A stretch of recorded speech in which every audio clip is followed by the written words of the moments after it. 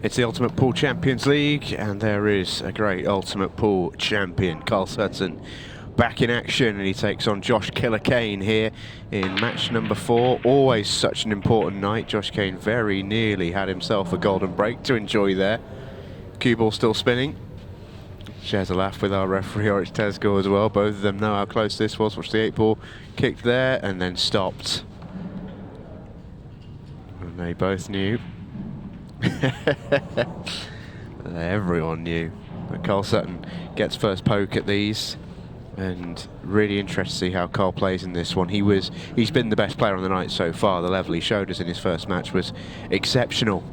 If he can keep that going, he's going to be incredibly difficult to stop. It's not necessarily easy to keep that level of form going, and so much so in this first frame he's not going to push the boat out. Doesn't want anything to do with it. Yeah, that's strong mentally just to turn that down, especially in short races, and you feel, you know, you've got a dry break, you feel you should be having a go at those and trying to take out a finish. But the worst thing that can happen is trying to take out a finish, because he was guaranteed to probably get down to his last ball. It's just that he couldn't really see how to deal with the one at the bottom, so not worth it. Josh Kane does push the boat out. Doesn't quite get there. May not cost him the frame, but it's potentially a better chance now than it was for Karl Sutton. I actually think it might be worse, you know. I just think the red's now gone. There's another red gone awkward at the bottom of the table, and the yellows still don't really have any way.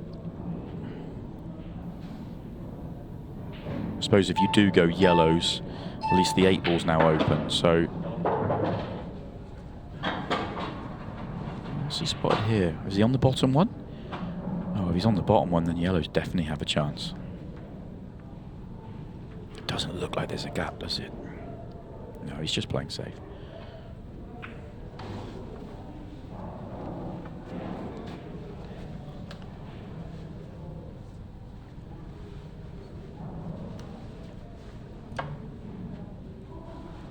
It's a nice safety, but if the yellow, the top one of the two, doesn't pass the other one to the corner, those two yellows are still dead all the same. So even if Josh just needs to avoid fouling, and he's still not going to be leaving a good chance on for Karl Sutton. Now he is snookered, that's why Josh was tapping the table. You can't see the edge of that red, and because you have to hit a cushion after contact, it's the easiest hit in the world off one cushion, but he's got to reach another cushion, which means he's going to have to hit this quite firm.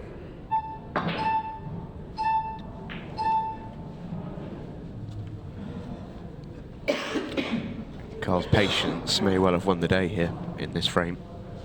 He still needs a breakout, I think. Fascinating tactical exchange here in the opening frame. It's one of the things that really historically has set Karl apart. He's often quite self-deprecating about his game, and he'll be self-deprecating about that shot. I'm sure he wanted to be on the yellow to bottom left, I'm almost certain.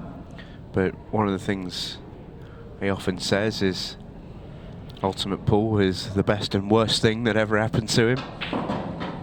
All these shots and match clocks, a switch of rules. He was a master at world rules, one of the best ever. Often says didn't matter who he was playing, there were certain frames that it was just impossible for him to lose. Except this rule set's better and more entertaining, but it decreases his personal chances of winning. And he says, so personally, stuff him. It is a fair assessment, to be fair.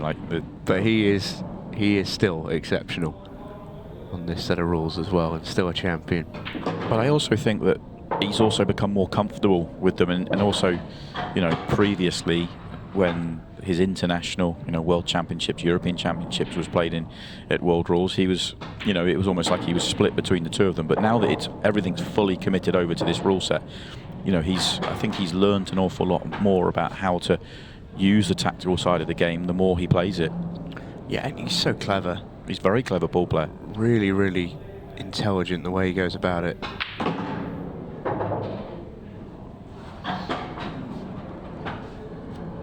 Taking the 8-ball long then. Could have left it as a double, but he's backed himself to make it down the line.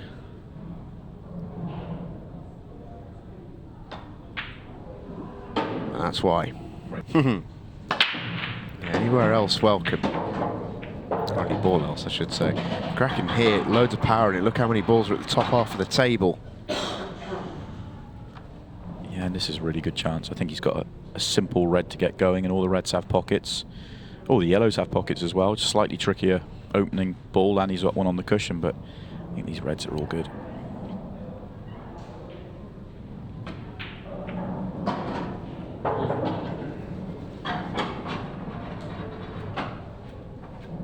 He'd love to deal with both reds at the bottom of the table, back to back, and then do the two at the top.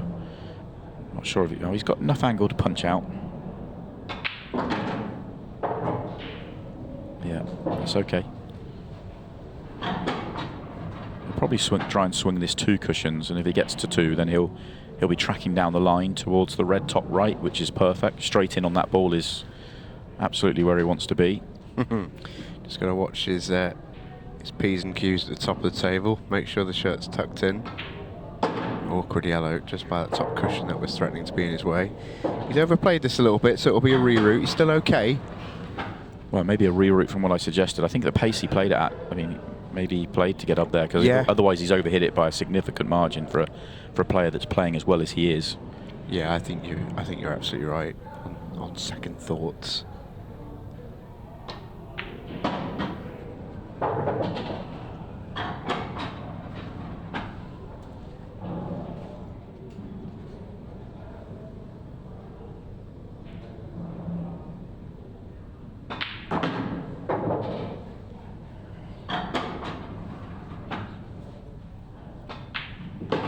And 2-0 Karl Sutton. Well, what a super level he is playing. He's been a joy to watch tonight. Good group that, especially now that the performance of Scott Gillespie this weekend. We might have thought Craig Waddingham would be a good favourite, but now it's hard to sort of split him and Scott. We'll just look at the spin on the cue ball again. It's been a bit of a theme from Josh's breaks tonight.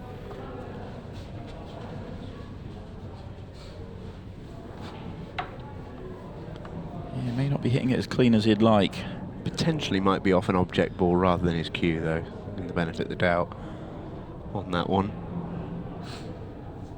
Cut break isn't something we always see from Josh.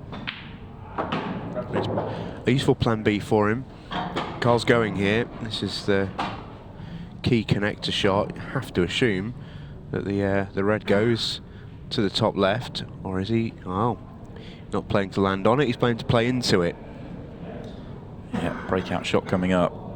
He's got to land on the ball as well. It's not going to be on one at the bottom of the table. And he hasn't. Don't think he was trying to hit the red at all. He was trying to hit the yellow. Catches the yellow 3/4 ball. It goes on and off the cushion, and the red stays where it is, and then he's fine.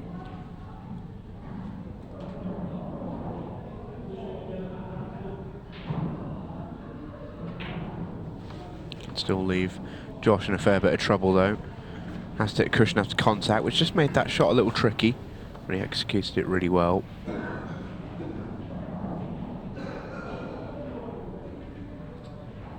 He's played with so much clarity tonight, Karl Sutton, hasn't he? Never looked in any doubt as to what he wants to do.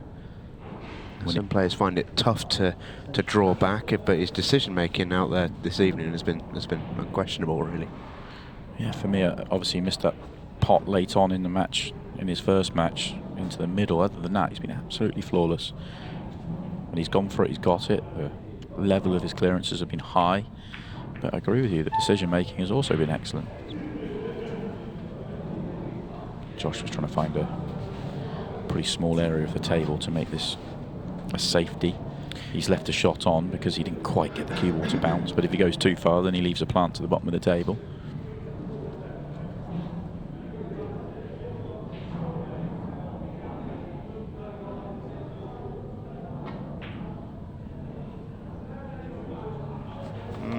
Was a tough pot, not missed by much. Just overcut it. Might have dropped with a bit more pace, but just overcut it to that far jaw. The pace that I think he was a little bit worried about, but actually he did have probably another foot or so to play with. Yeah, and if he makes the pot in the centre, then it drops at this pace.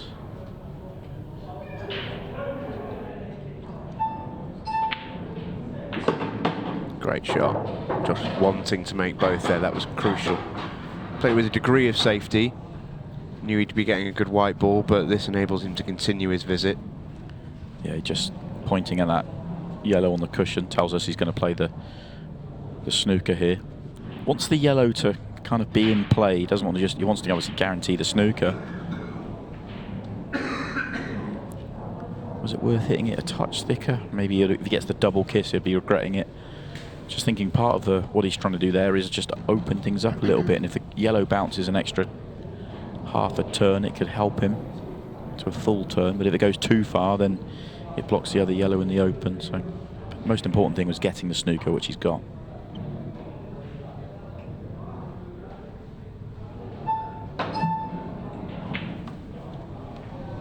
Good hit from Karl. Thank you. Sort of tolerate the result. He knew he was in a bit of a sticky spot there. I think Josh has to find the finish now.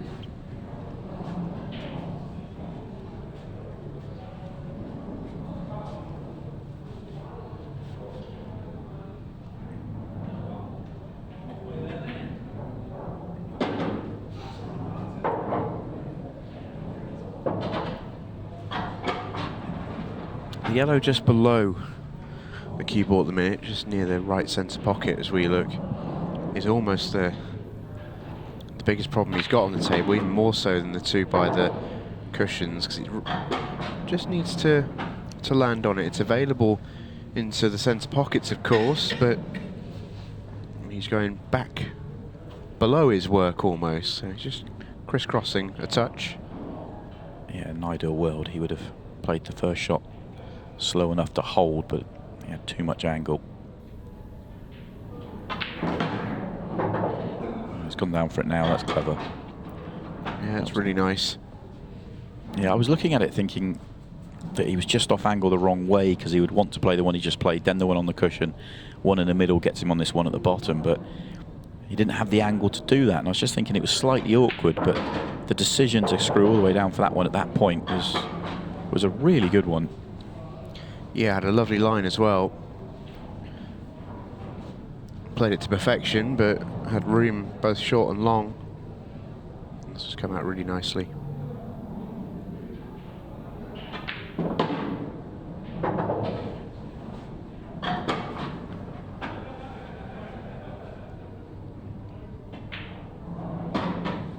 Oh, game on.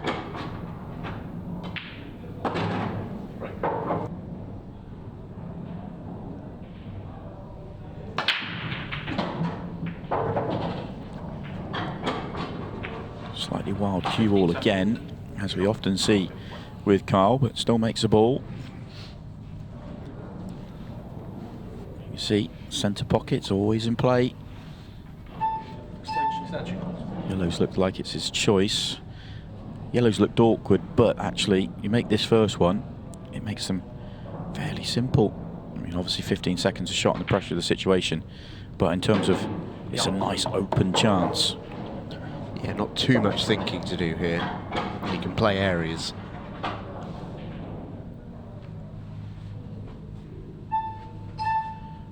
Yeah, I actually think, yeah, he's going to deal with these three. I wondered if he was straight enough to top through, but it works the same way. If you can put the cue ball where the yellow is now, it leaves you a natural to drop the one in right centre and come down the right-hand side of the yellow at the bottom. Now, I know the plant's available, but look at the yellow on the side of the pocket.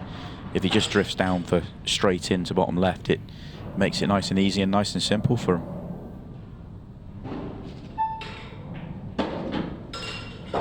Something like that. Yeah, gorgeous.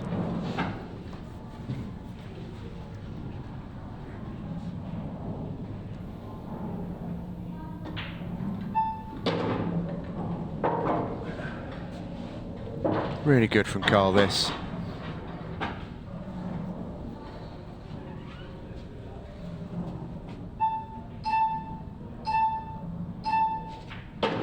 What for me has been a real statement of how well he's playing is he's looked really sharp and really clear out there on a 15-second shot clock as well, which he's admitted in the past has often been a bit of a kryptonite for him. And not rushed at all. No, he looks completely in control. Yeah, so much so he's running beeps and everything. Brilliant from Karl Sutton.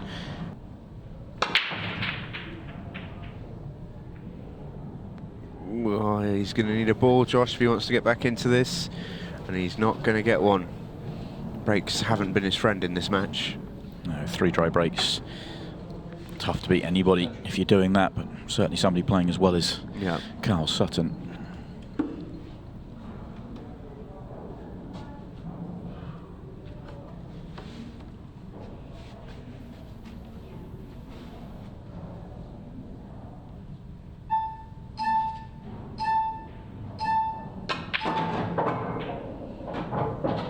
Definitely wanted to avoid that red. Wonder what the plan is here then for Karl, because these aren't a particularly kind layout. Yeah, they're awkward, but he's not thinking. I don't think he's thinking clearance. I don't think he was thinking clearance when he made the first ball. I think he's thinking about just making it as awkward as possible, making a mess.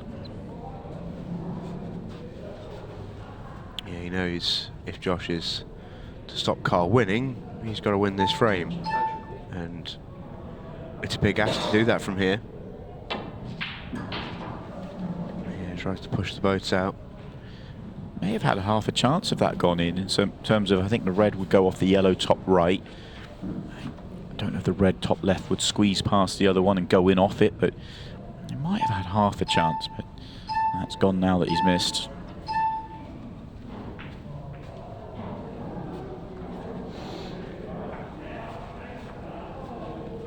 Very good shot. Has to try and take on a miracle finish here, one way or another. Yeah, well, that going there would tell us that that missed pot previously from Josh. He actually did have half a chance then, because that one to bottom right was definitely going to leave him a chance to go top right and open up the top right-hand corner pocket. Yeah, he's tried to make the combination there, but that was rock hard.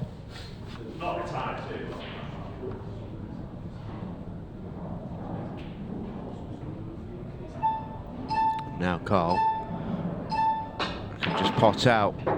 Won't worry about winning the frame. He'll just worry about keeping Josh off the table for the next 27 seconds. And he's heading to 2 wins in a row. And all he will need in the last match of the night is anything but a defeat.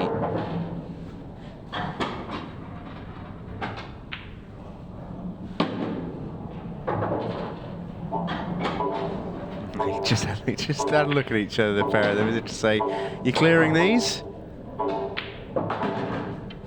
He wouldn't have been far off. Good performance from Karl Sutton. He looks so good this evening. Josh Kane will have to go to the well again.